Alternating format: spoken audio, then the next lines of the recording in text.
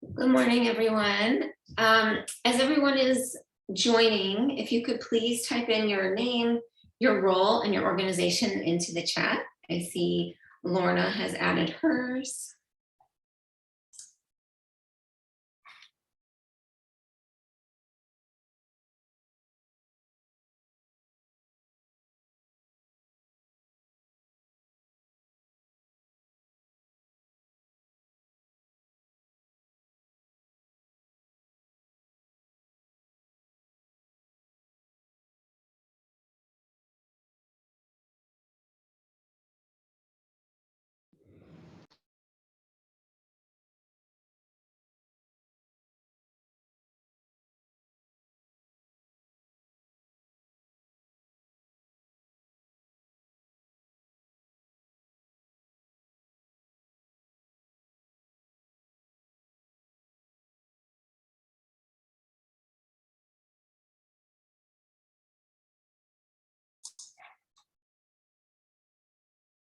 Great. I see a few more people typing in here.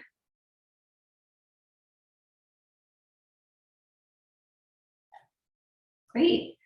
Okay, we are about 1 minute in, so let's go ahead and get started as people are probably still joining. Thanks for adding your name and everything into the chat. So thank you for joining us for the 6th training in our health literacy series with the Kansas City Health Department.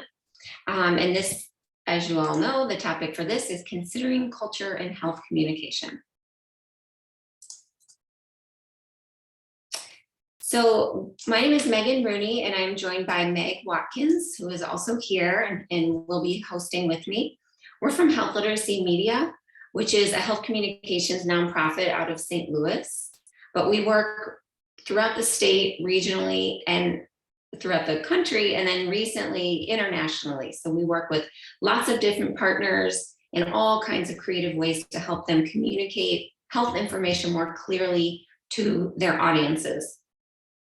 And we'd love to hear your thoughts and your questions along the way. So please feel free to chat. We're watching the chat throughout the training, and feel free to unmute yourself. I believe you're all muted upon entry, but if you'd like to ask a question, please feel free. Unmute yourself and see what we can learn together today. So we'll take a look at why culture matters in health and ways we can all build our cultural competence when working with diverse communities. So the first thing we'll cover is the very basics. What is culture? So culture is a large and diverse set of mostly intangible aspects of social life. This includes values, beliefs, systems of language, communication, practices, and even physical objects that people share in common that can be used to define them as a collective. And people belong to many different cultures. It's, we think of culture as something static, but we all belong to several different cultures, even if we don't identify always with one. Often people will identify with one main culture. But as we will do an exercise here in a little bit where we can really kind of think more about the different cultures we're a part of. And as you're thinking about what does make up culture, what do we mean when we say that word? This addressing framework, some of you may have heard of, this can help you remember some of the key social identities to consider when getting to know someone's cultural identity. And this is just a framework. It doesn't include every factor. There's things that aren't included here, like education level, food insecurity, housing insecurity, communication style, or even languages.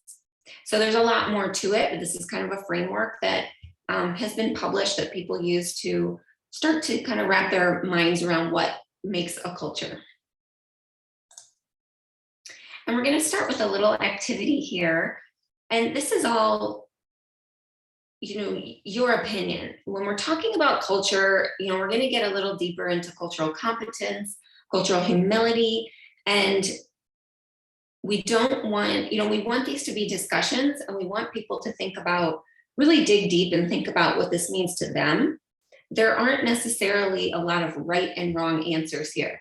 So just keeping that in mind, keeping this really open and just thinking through, what does this mean to you? So the first activity, I'm going to launch a poll in Zoom, and hopefully this pulls up for you. And let's see, did that launch? Can everyone see that? Meg, can you see that poll? I can't, but it might be because I'm sharing the slides. Can't see the poll. Okay. Let me try and relaunch this. This should work. There we go. Okay. It's up now. Yep. Okay. So these are terms that you might think of to define what culture is. And it allows you to choose one of two categories: culture is or culture is not. So just based on what you know and what you believe, which category would you put these terms in? And I'll give you a minute to do that.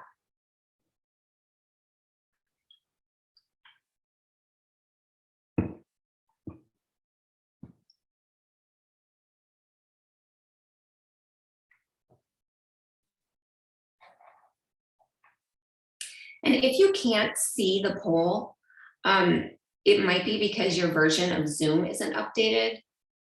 So the terms, I'll just kind of talk through what the poll is. The terms are learned, changing, shared, passed down, religion, fixed, individual, race, and location. And then the task is, do you believe those words fit to describe what culture is or what culture is not? And we'll show where we would spread those words out in this chart in just a second. So I see some answers still coming in.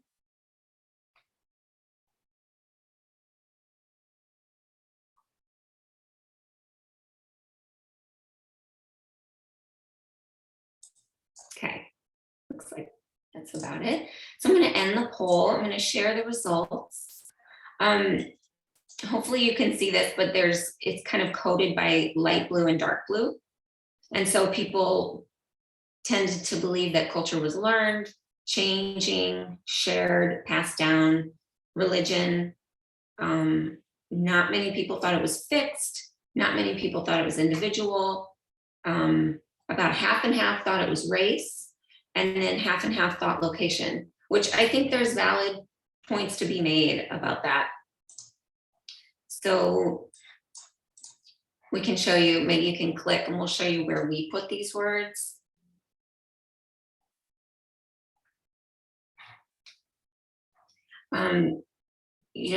When you look deeper into culture, of course, there's a culture around religion. Of course, there's a culture around race. There's also many different cultures within races and within religions. So that's what I mean when it's not clearly black and white. So why does culture matter in health? We're going to start with a story. Has anyone read this story? And you can use like your thumbs up or your thumbs down if you have or haven't read this. Or you can write in the chat. Okay, we're getting some answers. Yeah, it looks like a lot of people have. Okay, and some people haven't. Okay, great. This is a really wonderful book, but also a really unfortunate story that if you're in public health and you're interested in learning about how culture plays a role, I would highly recommend reading this book. So it's about a little girl named Leah Lee. And Meg, you can click through. Meg's doing the PowerPoint for me. So Leah Lee was born in 1982 to a Hmong refugee family in Merced, California. At 3 months, she was diagnosed with epilepsy. And then when she was 4, she had a seizure that left her unable to speak or move. And so a little bit about the Hmong culture. The Hmong people traditionally live in mountain villages in Southeast Asia, but large numbers in the past, 20, 30, probably more now, 30, 40 years, have immigrated to the US, many as refugees. and due to their involvement in their as soldiers in the US-led war in Laos, and also due to post-war hardships. So culturally, they emphasize relationships with relatives and clan members, respect for elders, strong family ties. Remembering ancestors, their accomplishments and their sufferings, and preserving traditional ways are highly important in their culture. And traditionally, they use home therapies for common ailments. So for more serious conditions like Leah's seizures, people seek help from folk medicine doctors, ritual healers, and shamans. And many homes have a family member who specializes in healing herbs, and medicinal plants often grow in home gardens and are given in teas and ointments. So a little bit of cultural background, how you might envision how people from this culture might enter into our Western healthcare system in California. And so here are the basic steps in Leah's story. So she was born in 1982. At 3 months, she had her first seizure. Her parents took her to the Merced Community Medical Center, and there was a misdiagnosis on what her illness was.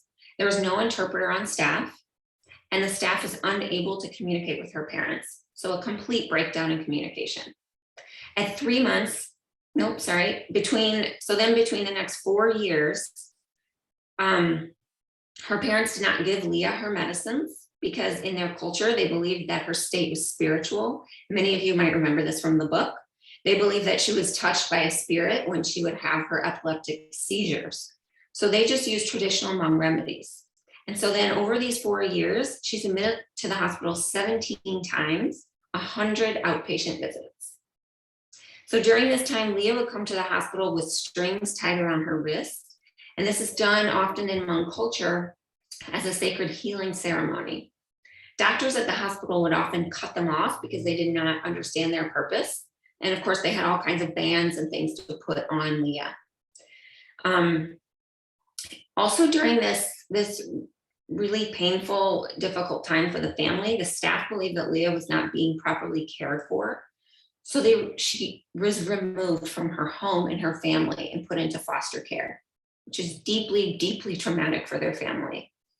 And eventually, though, she was reunited with her family. But, so many misunderstandings and miscommunications because of these cultural breakdowns. In 1986, she has a severe seizure. She's taken to the emergency room, and the doctor there was unable to help her. So he attempts to explain to her parents that she needs to be transferred to a different facility in Fresno. The family didn't understand. They thought that Leah needed to leave the hospital because the doctor was going on vacation. So again, complete breakdown. In 1986, she suffers a grand mal seizure, slips into a coma, and she remained alive but had no higher brain function until she passed away in 2012 at age 30. So just a tragic, horrible, sad story, but the book does a really wonderful job at explaining what the cultural mismatches were. The hospital didn't have interpreters. Staff didn't understand their perspective and how they believed that this was a spiritual condition. Shaman healers were not allowed access to Leah. Healing ceremonies were not allowed. Her family and community didn't understand the practices and the reasoning behind them. And then on the next slide, we have a little video. Hopefully this pulls up, Meg. And this is just a little story about what happens after.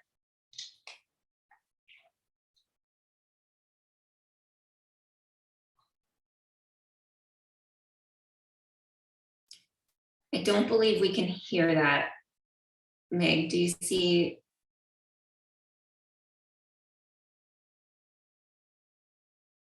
Do you see a way to get the sound?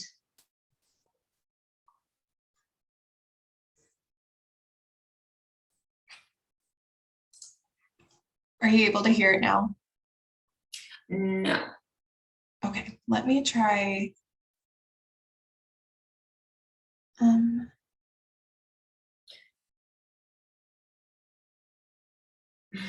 Allison says, I think you need to share the screen with sound. Let's try this one. Might be a different way to share. Can you hear Okay, it there we now? go. Yes.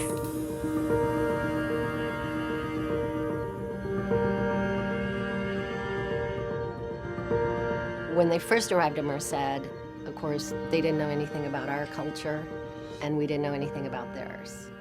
And so there was a challenge to communicate. Hmong shaman will tie strings around the wrist of the person that they are giving a ceremony to. Our staff would cut them off. The misunderstanding really caused a lot of issue in our community. We wanted to bring the shaman into the hospital because Dignity Health understands that healing is looking at the person as a whole. It's body, mind, and spirit. So the Hmong shaman are spiritual healers. So we decided to have this orientation class for the shaman. We wrote a policy, actually a hospital policy, and it identifies 9 ceremonies in it that the Hmong shaman can come into the hospital to do for the patient.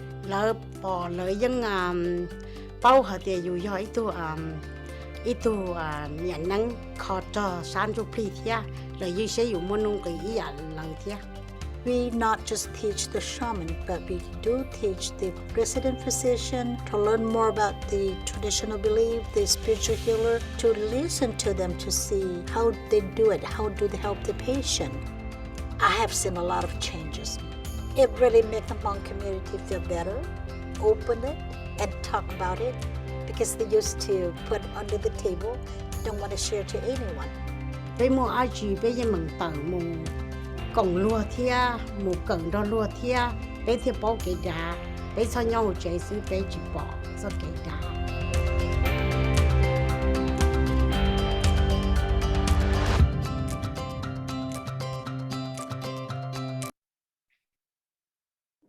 Thanks, Meg. So just a little bit about what the hospital did in response to these problems with the Hmong community. And I thought what was interesting is there were changes on both sides. It was kind of a mutual change in practices. So the healthcare system did a lot of education around the culture and their practices, but at the same time, they had orientations for the shamans and the healers so that they could understand Western medicine. So it's recommended that it is a mutual experience. It's there's things needed on both sides. So for those who haven't read this, or even those who have, it's just a great book to read and reread, just to remind us that this stuff is real and it has real impacts on people. So the ideas that people have about their health languages, their health literacy skills, the context in which they communicate, all reflect their culture. And so you and your organization can become more health literate, culturally competent, when you recognize and try to bridge the cultural differences that may contribute to miscommunication. And of course, not just miscommunication, but major health detriments and poor health outcomes. So we're curious, before we move on, we're curious about what cultures are represented in your clients and your communities that you work with. And you can feel free to just type it in the chat. Black communities. CJ says Black communities.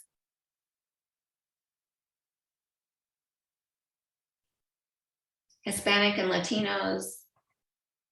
Okay, also with Latinos. Native Americans. Asian and Vietnamese.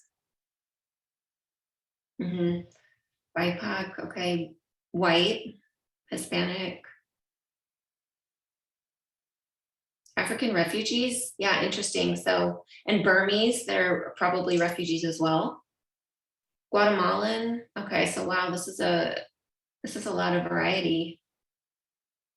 So mostly probably people that are here from African and Burmese community as refugees, Guatemalan, most likely as immigrants, possibly asylees, Middle Eastern. So many here as refugees. So just a little aside, but I'm a social worker as well as a health communications public health person, and Mayan descent. That's interesting. Holocaust survivors, Russian and Jewish. Interesting. My work in social work was working with refugee populations. And so a lot of these practices are ones that I worked with the International Rescue Committee. And these are a lot of the things that we implemented daily with our clients. And so I have experience working with a lot of different refugees from many different cultures, and have used a lot of these tools that we'll share today. Rural LGBTQ plus, okay, yeah, totally different cultures. Interesting, thank you for sharing. And then the next question we have is just, have you adjusted your work? Elderly, disabled, veterans too, yeah, a lot of different cultures. Have you adjusted your work at all to meet all of these various groups where they are?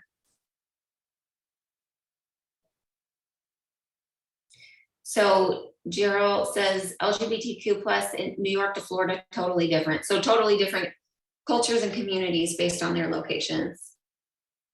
Maureen says, we try. Well, it's the best you can do. You can just try. And I think that's an important point in this training is no one can be perfect at this. No one can just reach a point where they got it and they're done. It's a constant learning process. We have made some progress, still a lot of work to do. Absolutely. Allowing space for large extended families. Yeah, oftentimes in refugee immigrant communities that aren't, that are from different parts of the world, their family unit is quite large. Where in the US, it tends to be our immediate family. But some people want to bring their aunts and their uncles and their healers and their grandparents. And so we need to understand why and try and make space for that. Awesome. Lots of changes to serve needs. Language barriers are our biggest challenge. Yeah. Providing culturally and linguistically appropriate resources. Great. And we'll talk about the CLAS standards for a minute. Have more diverse, inclusive employees. Another great point. How do you hire people that match your audience? Materials, signs and buildings, safe groups for people to support one another, reviewing our interpretation translation policies. That's great. We'll talk about interpretation a little bit. So a lot of you are aware and you're doing this work. I hope that this training just kind of boosts it a little and gives you some more ideas and things to bring back and discuss. Okay, and then the next slide, just briefly. Oh, Alexa, we've even developed a food pantry based on culturally modified foods that meet their cultural preferences and medical needs. That's great. Custom education, material made in-house for all communities, video animated. Video and animation are awesome. They can be expensive is the downside, but it does not require reading. And if it's translated into their language, then they can just listen and look at the picture. So a wonderful way to communicate. It sounds like many of you are probably aware of the CLAS standards. So sorry, I still comments coming in, audio and QR codes. Yeah, those are great too. These are strategies from the US Department of Health and Human Services to improve the quality of services provided to all individuals, help reduce health disparities, and achieve health equity. So today in this training, we're going to cover kind of two of them that are highlighted in yellow. So educate and train, governance, leadership, and workforce, and culturally linguistically appropriate policies and practices. So that says on an ongoing basis. Provide easy to understand print and multimedia materials, signage in the language commonly used by the populations in the service area.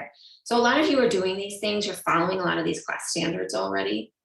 And we will talk through a little bit more of this.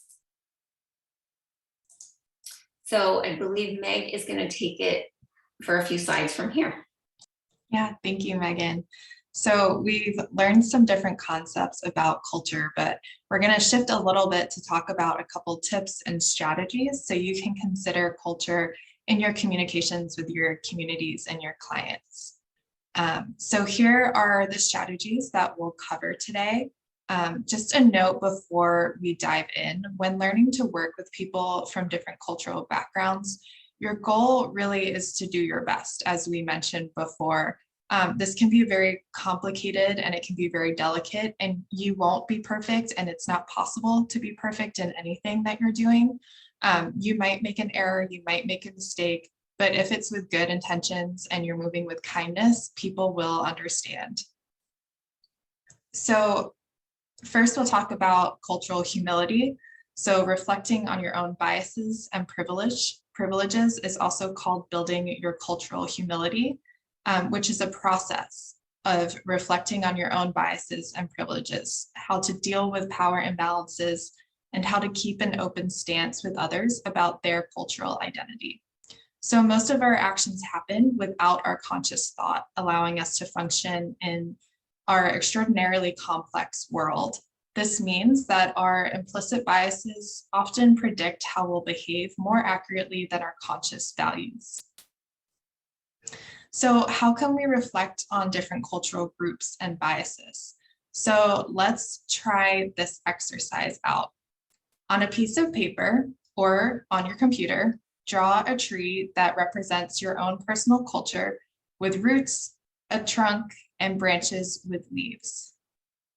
Then inside or next to the tree, write down words at each level that represent your own cultural background. So your roots represent your origin or your sense of belonging to cultural groups. So for example, German, European, or other cultural groups like regional cultures, family culture, fan culture. Your trunk represents values that you find important to your cultural context. So tolerance, discipline, things like that. Your leaves represent visible signs of your cultural background, such as a certain meal you enjoy, a language or way of communication, or some kind of symbol. So this could include thinking about your ancestors and where they are from, thinking about how your family functions as a group, or thinking about how you present in society. So take a few minutes to think about this, or write out your tree, and then we'll come back to it.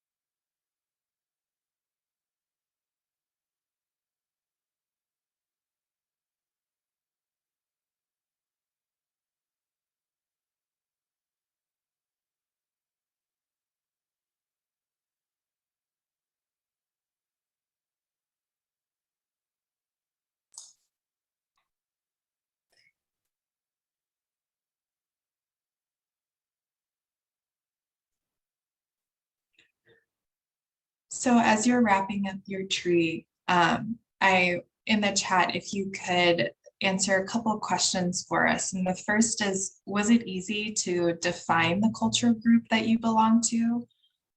Did you find that you chose several groups?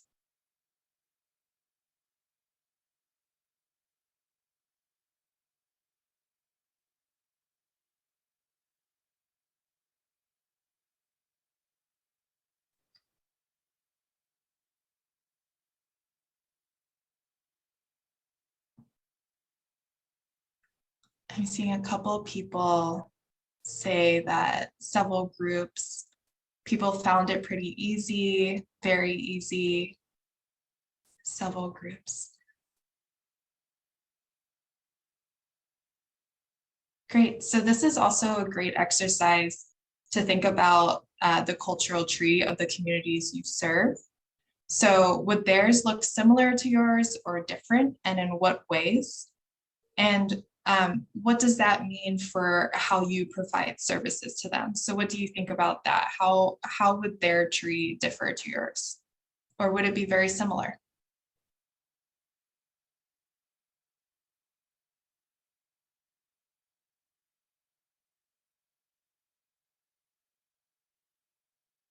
Some similar, some differences.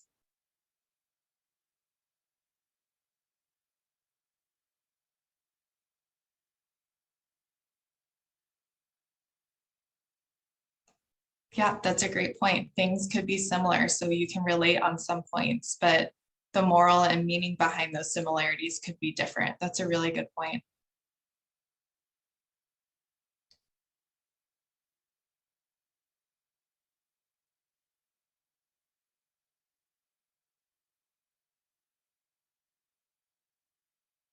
Okay.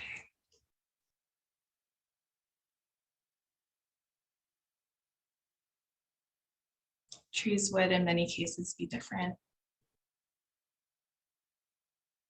Could relate and be more understanding. Okay. Okay. Thank you all for sharing and for going through that exercise.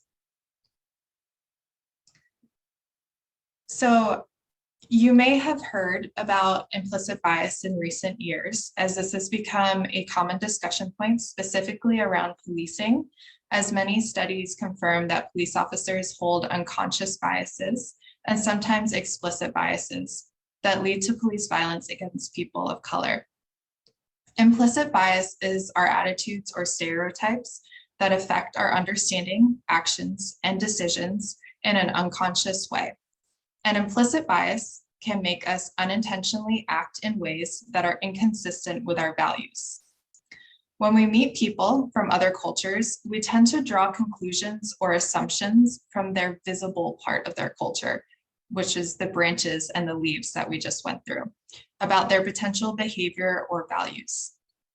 These assumptions can impact our objectivity when working with culturally diverse groups. And the consequences are stigma, stereotyping, and discrimination.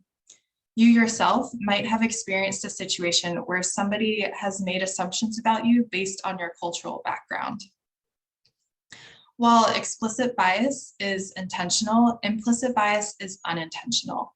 So explicit bias is intentional and expressed, such as a sign in a window that says whites only. But implicit bias is subconscious and not always expressed, such as a property manager doing more extensive background checks on Black applicants for an apartment compared to white applicants. Or explicit bias being stating women with kids are not as focused on their careers, while implicit bias being not promoting women with kids. So here's one example. One study found implicit biases in people hiring for open positions using resumes that were identical except for names. Names that were typically more white sounding were contacted more than names that sounded less white or from different races or cultures.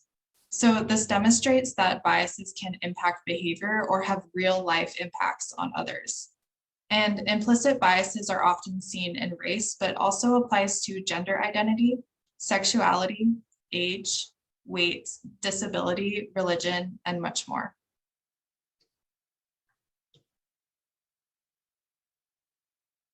So most of us do hold these biases, and you do not choose to have implicit bias, but you can choose to be aware of it by recognizing that we all have implicit bias and finding and understanding what those implicit biases are. One really great resource to help us identify our implicit biases is here on the screen. This is Project Implicit, and has anyone heard of this? You can type in the chat or use your thumbs up or thumbs down.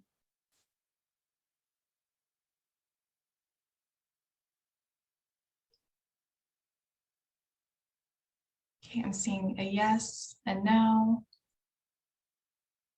Okay. And if yes, have you taken this test? Yes, okay. No.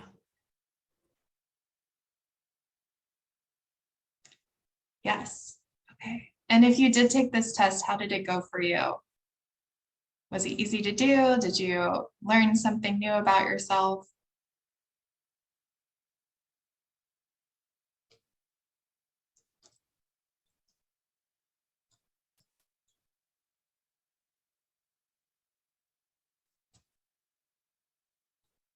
Right, bias is a spectrum and you can have implicit bias without knowing.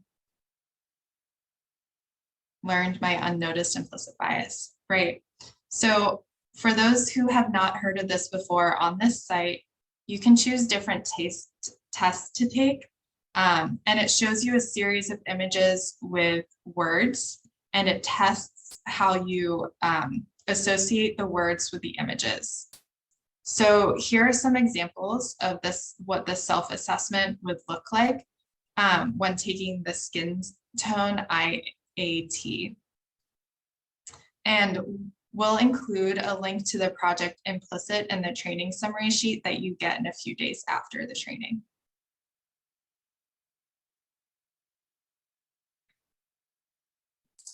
Okay, we're going to move on to skill number 2, build your cultural competence, which is a term I'm sure all of you have heard of. So cultural competence is a process. It's not, many people don't like the term cultural competence. I don't really love it because you don't ever become fully competent. It's a process in which we continue to become more aware of our own and others' culture and learn information and skills to use in cross-cultural situations. It does not mean being an expert or knowing exactly how to communicate with all cultures. So how can we build our cultural competence? We can educate ourselves, and we can also adapt our services. And if you don't know where to start, in these, I think there's a great trainings, actually multiple trainings on the Think Cultural Health website, which we will put on our summary sheet that you'll be sent after this training. And that's a great way to just start thinking about what are some more strategies you can use.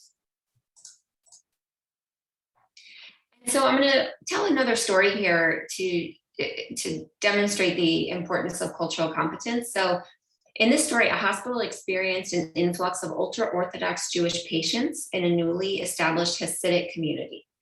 The hospital staff had little knowledge of their customs and traditions. And so they grew frustrated, and this is what was happening in their hospital. So here's the challenge. Sometimes they wouldn't eat. They were upset when visitors couldn't use the elevators. They had very confusing exchanges with staff because they were asked to shake hands or speak with someone of the opposite sex. And so here's what the hospital did. So kind of like the story we told earlier, the solutions they came up with were to educate themselves on the Hasidic community's traditions. They actually invited representatives from the community to discuss these traditions, and then they asked them to explain what are their specific needs. And then the outcome was that the staff gained new ideas for solutions, such as how can we avoid electricity or reduce electricity on Shabbat, respected the customs, such as never asking for physical contact, and then proposed new policies and procedures. And so this comes from that Think Cultural Health website. We won't go through all of this right now, but these are things to think about, when you're trying to learn about someone's culture or the different cultures that you serve. So these are different social identities. So key historical events, like persecution is often passed down through generations. So an example is the Tuskegee syphilis study, which I'm sure many or all of you have heard of. But this is in which Black men with syphilis went untreated so that researchers could observe the natural history of the disease. So deeply traumatic event that still has a lasting impact on Black communities. Socio-political issues. So how do current events impact those you serve? And that's especially important for refugees or newly arrived refugees. What was going on in their world, in their camp, in their country, or the secondary country they lived in when they fled, and how is that going to impact their health and their choices now? Basic values and beliefs.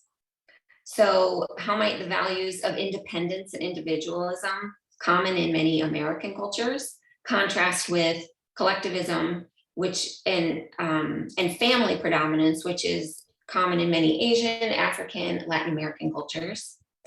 And then cultural practices. So things like in the US, personal space is, for many Americans, personal space is really important. We don't like people to get too close to us. Well, that's not the case in many Asian cultures, for example. So how do you take that into account? I also wanted to show on the next slide these cultural backgrounders that are really, really useful. Has anybody seen these or used these in the past? There's several websites, and we'll also include this on the summary sheet we send out. And they go deep into a culture's history. So priority health conditions, their background, population movements, where has their community traditionally moved throughout the world, healthcare conditions before they arrived, medical screenings, what life was like in refugee camps, health information, as well as mental health information. And then the next slide just shows another one. This is about refugees from Syria. So knowledge and values, barriers to health, their country's history, religious beliefs, where people in their community gather. It can take time to read through these and get to know these, but I read through a lot of these as I was serving different communities, and I would often find they would say a word or refer to a political leader or someone in it. If I didn't know, I knew that I didn't have the context I needed. And so I would go back and try and learn up a little bit on that so that I could contribute and put their comments in context. So really great resources, and we'll share these in the summary. I think we're going to stop and just take 1 minute to also discuss stereotyping. So oftentimes when we're giving a training like this and we're talking about culture and getting to read up on someone's background, people comment that learning about other people's culture can lead to stereotyping. So I'm curious if anyone has had that thought in this training or had that thought in your own work as you're trying to work with other cultures. How do we try and be culturally competent without stereotyping? So I just wonder, unmute yourself or feel free to write in the chat if you have any ideas about the connection or how we can limit our stereotyping. So people are saying, don't make assumptions, ask when you're unsure, never assume. Stereotyping is the lack of knowledge. So that's also a great point. When you're learning, maybe you'll be less likely to stereotype because you're actually digging deep into the history and the research behind that community. Several people have said ask. Absolutely. When you're not sure, ask. If you ask in a respectful way and you come from a positive, kind place, I know that I've never come across someone who was critical of that or put off at all by me asking, is it okay if I do this? Or can you tell me more about that tradition? Can you tell me why you're making that health decision? Always ask questions, even if it's awkward, right? Sometimes you do have to do the awkward thing. Like I said, coming from that place of curiosity and kindness. So it sounds like a lot of you have thought about this. Don't grow up in America. Okay, CJ. Because Americans tend to stereotype, I'm guessing is the implied message there. Because when people come to our country and they speak different languages and have different skin tones and different beliefs, we stereotype. I think that there's some truth to that. So the goal then is, how do we teach ourselves and teach our coworkers how we can approach these communities in the most open, curious way possible? So we'll click through these, but it sounds like most of you have already said the same ideas we had. So treating each person as an individual, never assuming, absolutely. Using backgrounders as a guide, but not a recipe.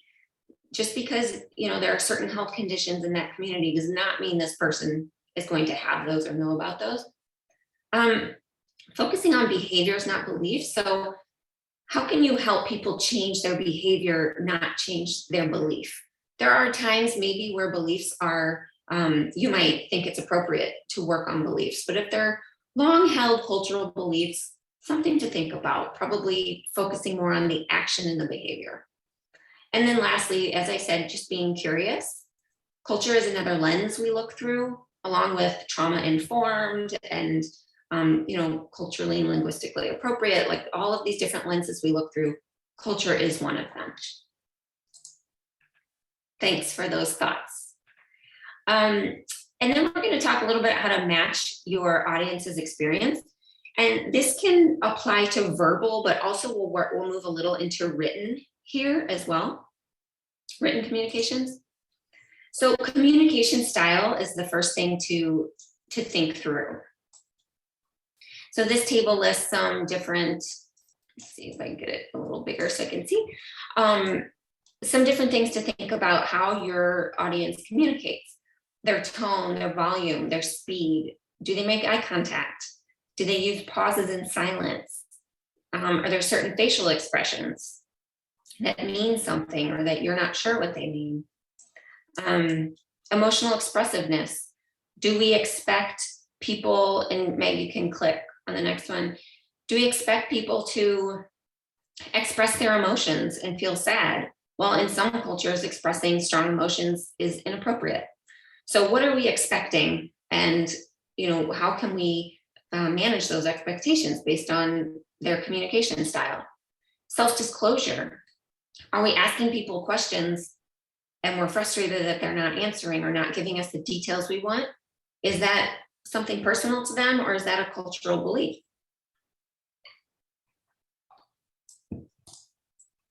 Sorry about that, Meg. And then the last was just orientation to self or others, which I mentioned before. In the US, our dominant culture norm is individual, self-oriented.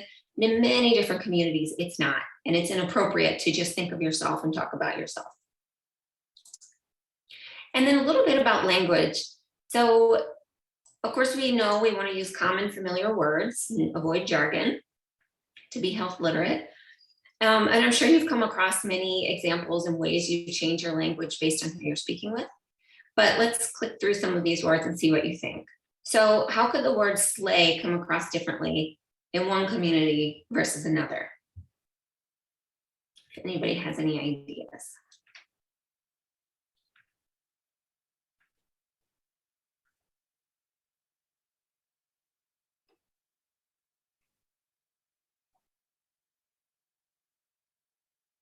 Can be positive in the African American community, right? And at the same time, maybe in a mainstream white community, it could have a negative connotation. In an LGBTQ community, that could have a completely different interpretation. And then the next one, what about this one? Ataque de nervios.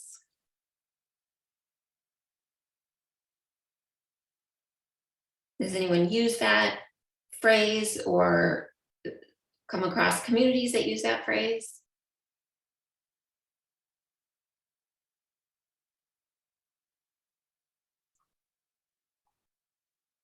Some of you are saying no. Okay. In some, oh, yes. Some people are saying never heard of it. Okay. So in some Latin American, David said it could be bad. Okay, let's see. I've heard this in reference to seizures. Maybe my partner's family's interpretation. Okay, so in the UK, I think our communication is very different. So absolutely. Even if you're speaking English in another country, definitely cultural differences, linguistic differences, getting anxious or nervous. So in many Latin American cultures, this means attack but brief emotion, believed to be caused by family conflict or anger. And it's usually just associated with a loss of control. So it could be a panic attack, it could be epilepsy, it could be something that, in mainstream Western medicine, we call something, but in many Latin American and Latin communities, it refers to this other very specific thing. And the word sugars, what could the word sugars mean to some communities?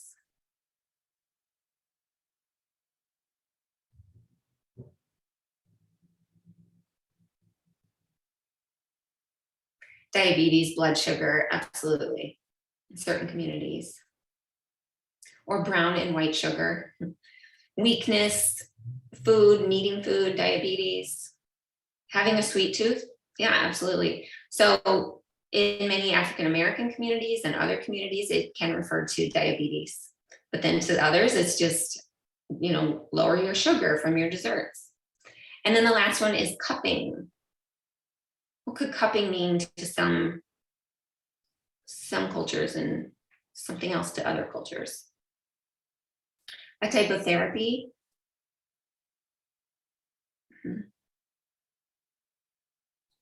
Also just like cupping your hand. So in some Asian cultures, this actually does refer to a type of therapy where heated glass jars are put on the skin. And then as the jars cool, it kind of suctions, it draws the skin inward using suction.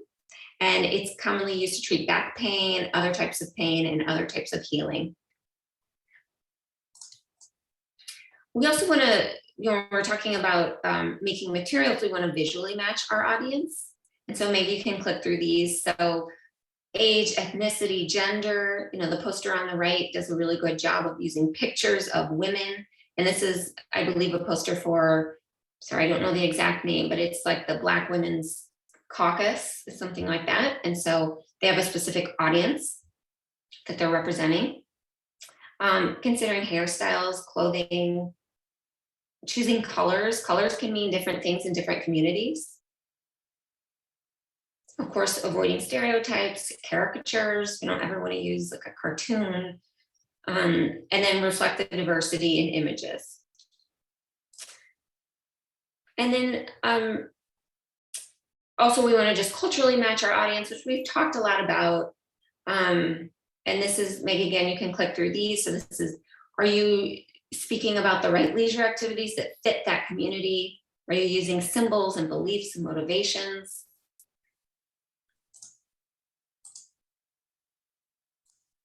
Eating and cooking, social structure, health habits.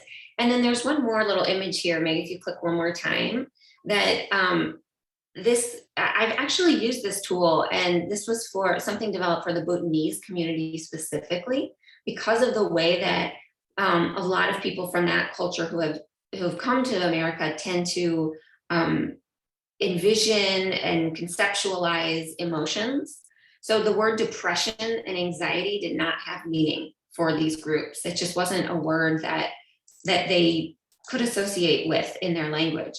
And so this little scale was developed to talk about the 5 signs of emotional suffering.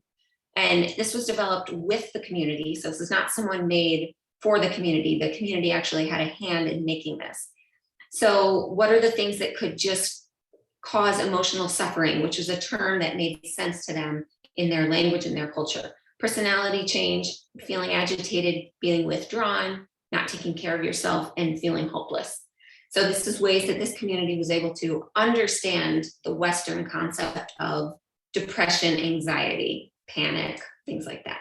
So just, another great example of meeting people where they are in their culture.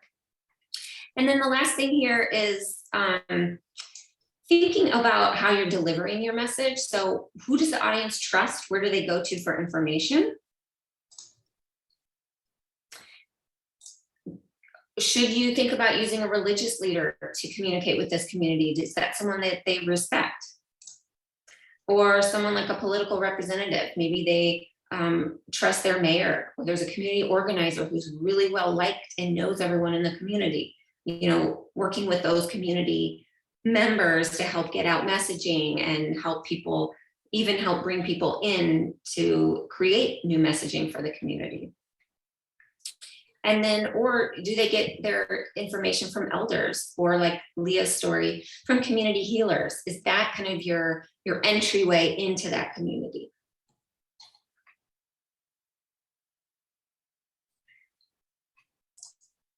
And so I did want to touch on, like I said, I wanted to touch on working with interpreters. So this is a quick story. I know we're getting towards the end of the training here, but this is about a young mother. Meg, you can just click through. A young mother is not fluent in English. And so when she goes to her doctor, her 8-year-old daughter comes to help her communicate. Over the past year, the mother has had pain in her stomach, and her daughter has communicated this, but the doctor understood it just to be an upset stomach. After months of complaining, she finally got further testing. And turns out it was a cancerous tumor that was causing the mother discomfort. So of course, this puts the child in a very uncomfortable position of having to tell her mother that her diagnosis is stomach cancer. So of course, we don't want to do that. And a lot of organizations are using interpreters and have interpreter policies now, which is great. In the past, that was not always the case. And so a lot of situations like that really did happen. So a couple tips on working with interpreters before the visit. You want to learn about your client's needs and preferences, as we've discussed. Learn as much as you can about their background, making sure you have the right language. If you can, it helps to have the same interpreter each time you're going to talk with someone. That can't always be done, but that's specifically for something like mental health or where someone is coming back to you for a service. Schedule extra time. Everything needs to be said multiple times because you're going to say it to the client, and then the interpreter is going to interpret it to the client. So everything's going to be said 2 or 3 times if clarification is needed. And then let the interpreter know ahead of time what the situation is, what the case is about, so that they have context for the visit. You also want to introduce everyone in the room, and you want to sit so that everyone can see each other. I would often put, if it's a family, I would put us in a circle. If it's just 3 people, in a triangle works really well. And of course, you want to look at your client. You never want to talk to the interpreter if you're speaking to the client. Keeping your sentences short, of course, and of course, using second person you instead of he or she to the interpreter. And then sometimes if they speak the same language and they're in the same community, the client and the interpreter will get into a back and forth. And so as much as you can, trying to redirect and interrupt that, ask if there's information you need to know, but try and get back on the same track, because that can happen. It's hard to talk to someone who doesn't speak your language or know your culture. And then after debriefing with the interpreter, so that they can share any subtleties that you should know about. And this would be very useful in my experience. Oftentimes an interpreter would come to me and say something like, you might notice that they were looking away or looking down when they were saying certain things. Here's what that means in our culture. You might want to ask more about that next time. So you can get some really great cultural insights through working with your interpreter. And so we're on to our last strategy. We're going to cover it in the last couple minutes here, and Meg is going to finish it up for us. Thanks, Megan. So yes, in the last couple minutes, we're going to briefly touch on getting audience feedback, which the important note here is getting feedback from people who reflect the intended audience of your messages. And this is a gold standard approach. And the types of testing can include one-on-one interviews, surveys, or focus groups. And this can apply to written materials, but also strategies, practices, or anything else you're doing in the community. But if you don't have the time or resources, audience feedback doesn't have to be this big and expensive formal thing. It can also be very informal. You can try asking someone you know who is not an expert on the subject, such as a friend or a colleague. Ideally, it would be someone of the same or similar cultural background as your intended audience, but you can ask them to bounce ideas off or to review a material or to get feedback on an approach that you would like to try. You won't know how your intended audience will perceive your message unless you ask them.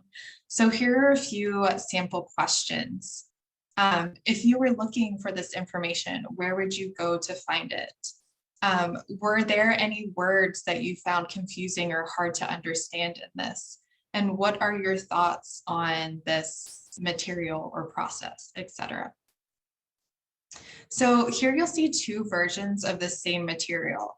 If you could type into the chat which one you prefer, 1 or 2, and why. Remember here, there are no correct answers. This is simply about what your preferences are. 2.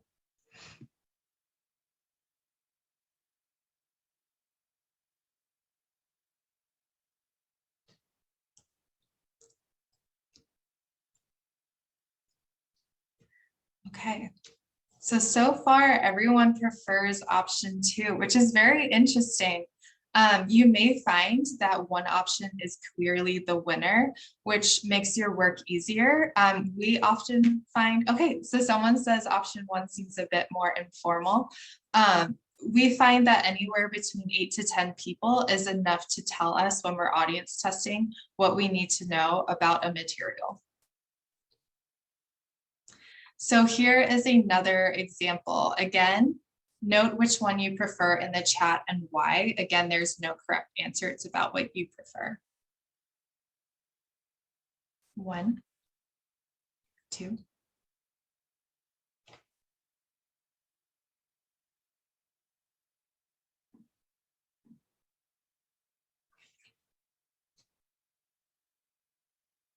So there's a couple different responses for this one, some like option 1 and some like option 2.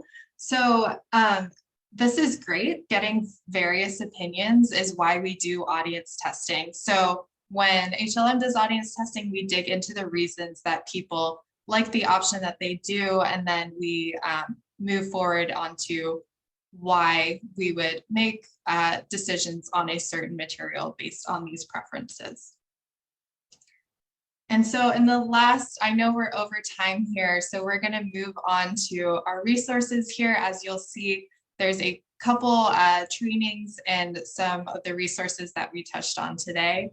These will all be in the one-pager. And then our next seminar is on health literacy strategies in social media. So thank you so much for joining our discussion today, and we hope this has been helpful to you as you begin or continue your work in your diverse communities. Thank you, everyone. And Maureen did ask about photo sites. We will add some websites we use for stock photos as well to our summary sheet. But thank you all for attending today and for discussing this with us and using the chat. Thanks a lot.